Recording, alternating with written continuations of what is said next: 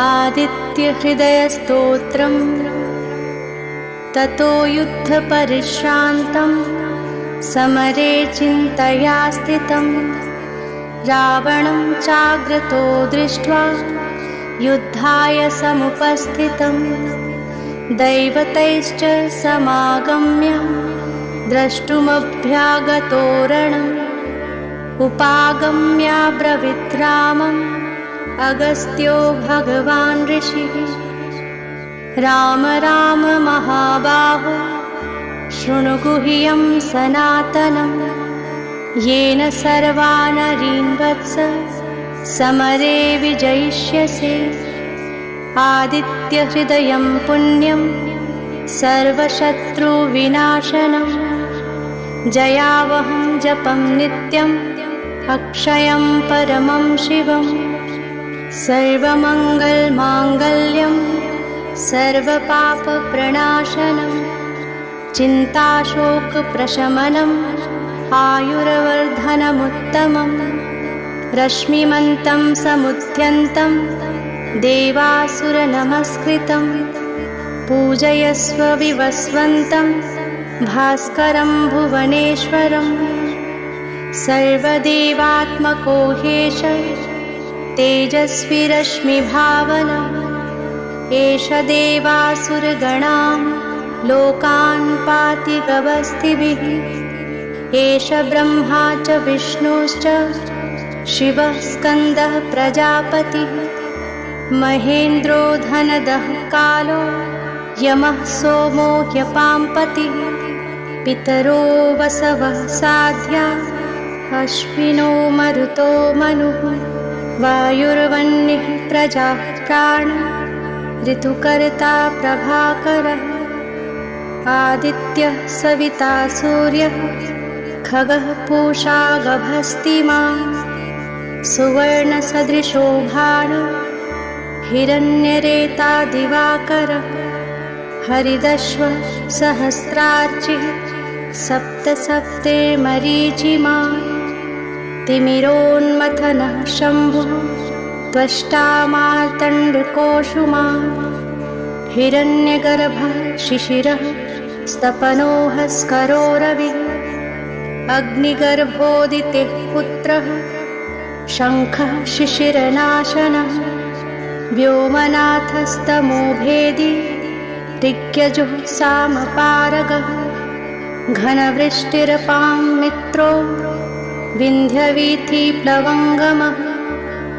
आत्पीमण्डली मृत्युः पिङ्गलः सर्वतापनः कविर्विश्वो महातेजा रक्तः सर्वभवोद्भवः नक्षत्रः ग्रहताराणाम् अधिपो विश्वभावनः तेजसामपि तेजस्वी द्वादशात्मन्नमोऽस्तु ते नमः पूर्वाय गिरये पश्चिमायाद्रये नमः ज्योतिर्गणानां पतये दीनाधिपतये नमः जयाय जयभद्राय हर्यश्वाय नमो नमः नमो नमः सहस्रांशो आदित्याय नमो नमः नम उग्राय वीराय सारंगाय नमो नमः नमः पद्मप्रबोधाय प्रचण्डाय नमोऽस्तु ते ब्रह्मेशानाच्युतेशाय सूर्यायादित्यवर्चसे भास्वते सर्वभक्षाय रौद्राय वपुषे नमः तमुघ्नाय हिमघ्नाय शत्रुघ्नाय मितात्मने कृतघ्नघ्नाय देवाय ज्योतिषां पतये नमः तप्तचामीकराभाय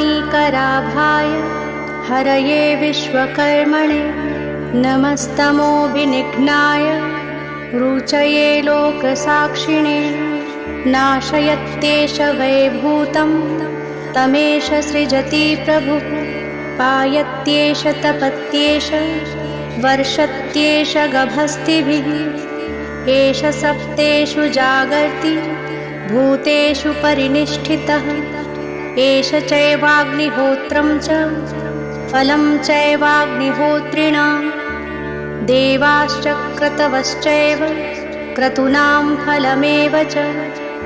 यानि कृत्यानि लोकेषु सर्वेषु परमप्रभुः फलस्तुतिः एनमापत्सु कृत्स्रेषु कान्तारेषु भयेषु च।